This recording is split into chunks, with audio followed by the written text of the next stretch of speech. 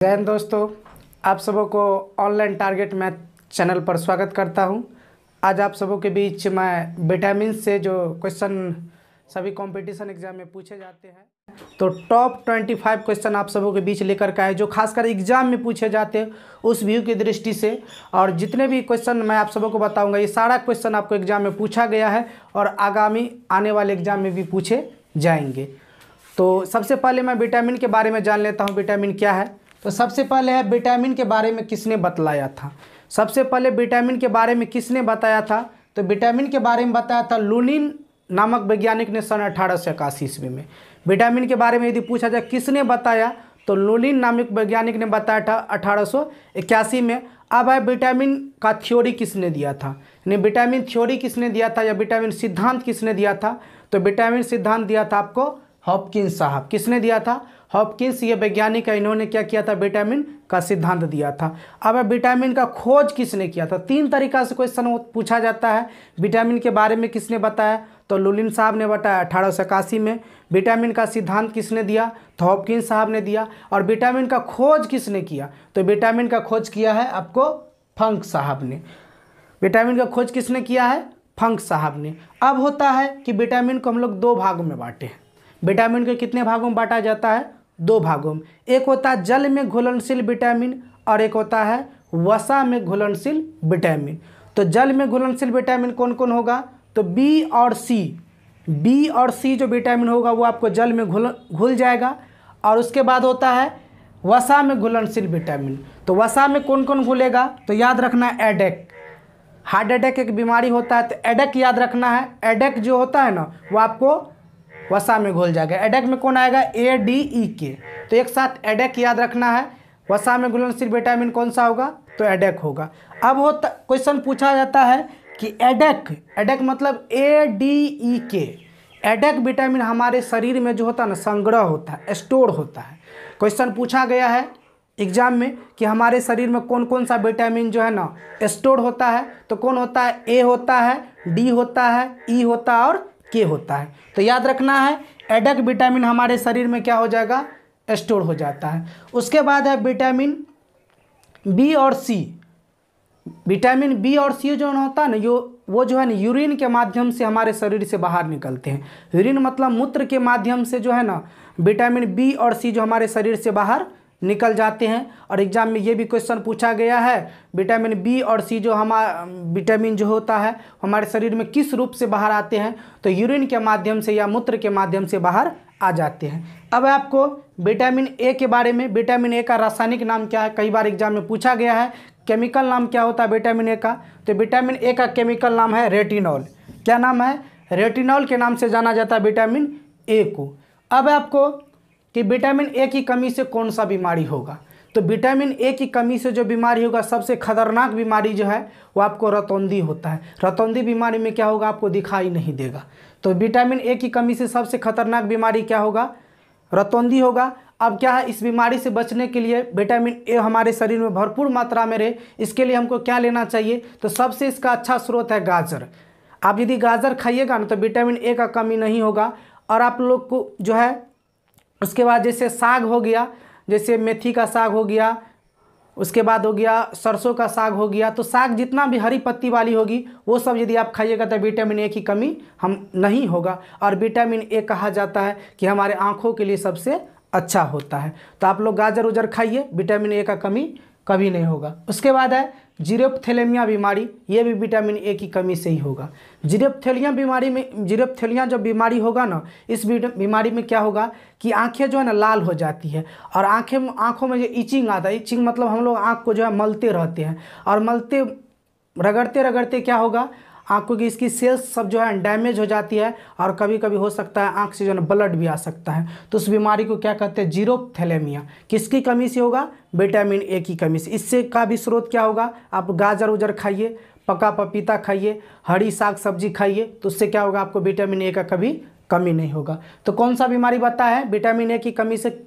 सबसे पहला रतौंधी, उसके बाद दूसरा बीमारी वाले बताए हैं जीरोप्थेलेमिया।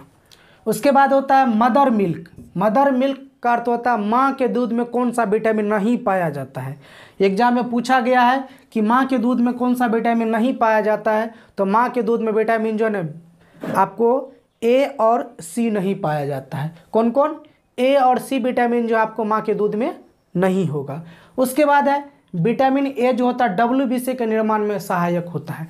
WBC ब्लड जो हमारे शरीर में बनता है ना, हमारे शरीर में मुख्य रूप से ब्लड को 3 भागों में बांटा गया है, WBC, RBC और प्लेटलेट्स। तो WBC के निर्माण में कौन सा विटामिन सहायक होगा? तो विटामिन ए जो होता है ना वो WBC के निर्माण में सहायक होता है। अब एग्जाम में कभी कभी पूछ देता है कि WBC का कार्यकाल कितने दिन का होता है, तो WBC का कार्यकाल जो है ना वो 2 से 4 डेज का होता है और RBC का जीवन काल 120 दिनों का होता है। उसके बाद है विटामिन से हमें एनर्जी नहीं मिलता है।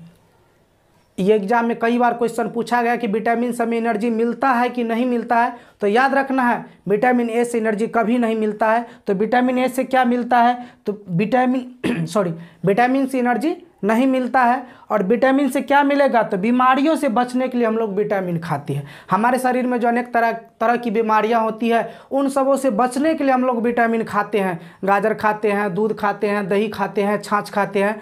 तो इस सब को जो है हम लोग को बीमारियों से बचने के लिए खाते हैं, ना कि हम लोग को एनर्जी मिलता है। तो विटामिन जो भी खाएगी हम लोग को एनर्जी नहीं मिलेगा, ऊर्जा नहीं मिलेगा। उसके बाद है येलो विटामिन किसे कहा जाता है? येलो विटामिन के नाम से किस विटामिन को जाना जाता है? तो याद रखना B2 को जो है ना B2 को येलो विटामिन कहा जाता है। और एक बार एग्जाम में पूछा गया है कि M विटामिन किसे कहा जाता है? तो याद रखना M विटामिन B9 को कहा जाता है और B9 विटामिन को ही B11 भी कहा जाता है, क्योंकि विटामिन B11 होता नहीं है। विटामिन B9 को ही कभी कभी एग्जाम में B11 करके क्वेश्चन पूछ लिया जाता है। तो याद रखना M विटामिन B9 और क्या होता है येलो विटामिन यानी पीला विटामिन B2। उसके बाद है किस विटामिन में कोबाल्ट पाया जाता है? ये पूछा गया है क्वेश्चन, किस विटामिन में कोबाल्ट पाया जाता है? तो याद रखना B12 में जो है ना कोबाल्ट पाया जाता है। उसके बाद आप माइल्ड एनीमिया किस विटामिन की कमी से होगा? तो विटामिन B6 की कमी से जो है ना माइल्ड एनीमिया नामक रोग होता है। खासकर ये महिला में होता है। एनीमिया का कई प्रकार है, बहुत सारे प्रकार, इसको हम आगे बताएंगे आगे की वीडियो में। तो अभी याद रखना माइल्ड एनीमिया किस विटामिन की कमी से होगा? B6 से कमी होगा। खासकर प्रेगनेंसी महिलाओं को ये बीमारी देखने को मिलती है और खास करके ये महिला में होती, जब प्रेग्नेंट होती है महिला, जिस समय बच्चे को जन्म देने लगती है, खासकर उस समय इसकी कमी हो जाती है B6 की, तो माइल्ड एनीमिया नामक रोग हो जाता है। उसके बाद है हमारे शरीर में कौन कौन सा विटामिन बनता है? हमारे शरीर में याद रखना विटामिन कौन कौन सा बनेगा? तो D, K और B12। D बनेगा भी, B12 भी बनेगा और K भी बनेगा। तो याद रखना एग्जाम में पूछा जाए कभी भी क्वेश्चन कि हमारे शरीर में कौन कौन सा विटामिन अपने आप बनता है, तो D बनता है, K बनता है और B12 बनता है। और B12 का रासायनिक नाम क्या है? तो साइनोकोबालामिन है। सबसे बड़ा नाम भी है और सबसे बड़ा रासायनिक नाम भी है। तो विटामिन B12 का रासायनिक नाम क्या है? साइनोकोबालामिन। उसके बाद है डिप्रेशन, तनाव, हार्ट अटैक। कभी कभी देखिएगा हार्ट अटैक होता है, आदमी सब बहुत सोचने लगता है और डिप्रेशन में चल जाते हैं। तो डिप्रेशन में जाना, तनाव में जाना किस विटामिन की कमी से होता है? तो B6 जब विटामिन कमी हो जाएगा तो आदमी सोचने लगता है और सोचते सोचते कभी कभी क्या होता है डिप्रेशन में चले जाते हैं, मानसिक तनाव हो जाता है। तो याद रखना डिप्रेशन किस विटामिन की कमी से होगा? विटामिन B6 जब कमी होगा तो आप तनाव में जा सकते हैं। तो विटामिन B6 लेते रहिए और तनाव को कम करना है। उसके बाद है सनशाइन विटामिन किसको कहा जाता है? सन मीन्स क्या होता है? सूरज। तो सूरज से कौन सा विटामिन मिलता है? तो सनशाइन विटामिन के नाम से D को जाना जाता है। विटामिन D को सनशाइन विटामिन कहा जाता है। वैसे सूर्य के प्रकाश से पूछा भी क्वेश्चन जाता है कि हमारे सूर्य के प्रकाश से कौन सा विटामिन मिलता है? तो विटामिन D मिलता है और कब मिलता है? सुबह में मिलता है। जब सुबह पहली किरण जब निकलता है उस समय जब आप धूप लीजिएगा तब आपको विटामिन D मिलेगा। इन्हें जा कर के हम दोपहर में लीजिएगा तो दोपहर में आपको हानि ही करेगा, उससे त्वचा में प्रॉब्लम आ सकती है, त्वचा कैंसर भी हो जाता है, क्योंकि सूर्य की किरण से क्या निकलता है? अल्ट्रावायलेट यानी पराबैंगनी किरण निकलता है, हमारे शरीर के लिए हानिकारक है। उसके बाद है विटामिन D हमारे शरीर में हड्डियों के लिए अच्छा होता है। हमारे शरीर में हड्डी के लिए विटामिन D सबसे अच्छा है और बीमारियों से बचने के लिए क्या होता है? हम लोग विटामिन खाते हैं। तो दोस्तों आप सबों को ये वीडियो पसंद आए तो अपने दोस्तों के बीच ज़रूर शेयर करें और सभी ग्रुप में भी शेयर करें ताकि आप सबों को ये बायोलॉजी का वीडियो मिलता रहे।